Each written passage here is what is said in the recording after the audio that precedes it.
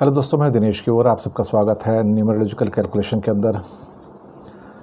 भारत से जो सीन निकल कर आ रहे हैं, सड़कों से, गलियों से, शहरों से, कालाबाजारी के, सरकारी असंवेदनशीलता के, 3 नंबर के गुरु भारत से उम्मीद तो नहीं की जा सकती थी कि भारत इतना असंवेदनशील, इतना क्रूअल हो सकता है।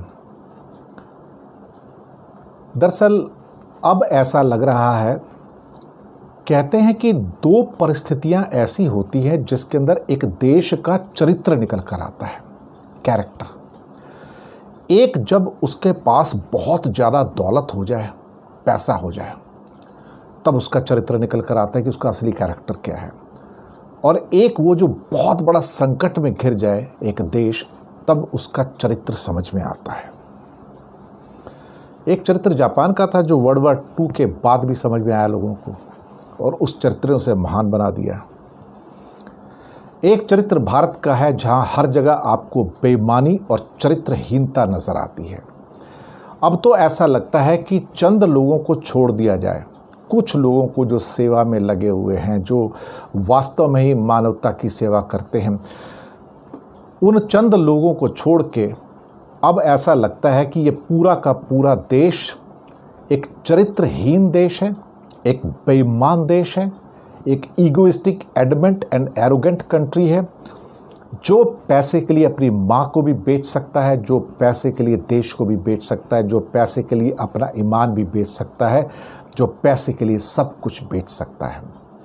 जिस ढंग से कई डॉक्टर, कई नर्सेस, कई आदमी, कई टेम्पो वाले, कई एम्बुलेंस वाले, जो लूट का बाज़ार है, उसके बाद चाहे शमशान घाट हो या डॉक्टर के पास हो या मार्केट में हो, और जिस ढंग की लूट आप मार्केट में देखते हैं, भारत की चरित्रहीनता हर जगह से निकल कर आ रही है।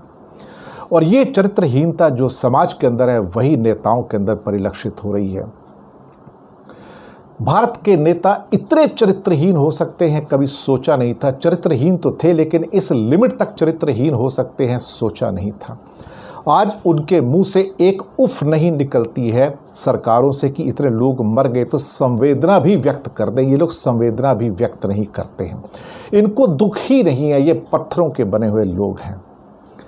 लेकिन इससे एक बात साबित हुई कि इंडिया एक झूठ से भरा कंट्री, आडंबर से भरा कंट्री, पाखंड से भरा हुआ कंट्री, एक मक्कार देश जिसे कहते हैं आप, उस ढंग का देश निकल कर आया है।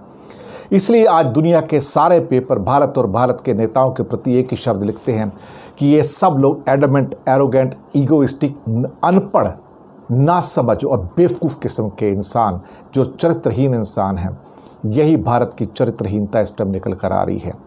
और मैं ये दावे के साथ कहता हूँ कि चंद लोगों को छोड़ दीजिए, भारत इस टाइम अपनी चरित्रहीनता की चरम सीमा पर है, बेईमानी की चरम सीमा पर है, मक्कारी, आडंबर, पाखंड की चरम सीमा पर है। कुछ लोग जो ईमानदार हैं, कुछ लोग जो अभी भी समाज की सेवा में लगे हुए हैं, उनको मेरा सलाम है कि वो लोगों की वजह से भारत बचा हुआ है। अदरवाइज़ ये नेता और ये सारे के सारे छोट भैये और बाकी समाज के जो लोग हैं, वो तो इस देश को बेच के कब का खा गए होते। इसलिए देश 1200 साल गुलाम था, यकीन मानिए आज भी गुलाम है। अगर एक देश इमरजेंसी के वक्त में अपने बच्चों को हॉस्पिटल नहीं दे सकता, बेड नहीं दे सकता, ऑक्सीजन नहीं दे सकता, और उनको डॉक्टरी सुविधाएं नहीं दे सकता, उनको रोटी नहीं दे सकता, तो लानत है। फिर लोग कहते हैं ना कि ये पूछो कि तुमने देश के लिए क्या किया, लेकिन जब कभी वक्त आ जाए तो पूछना चाहिए, देश तूने मेरे लिए क्या किया। सवाल तो बनता है, और सवाल तो पूछेंगे कि देश का भी तो कुछ फ़र्ज है हमारे प्रति या नहीं, या सिर्फ हमारा ही फ़र्ज है। सवाल वाजिब है।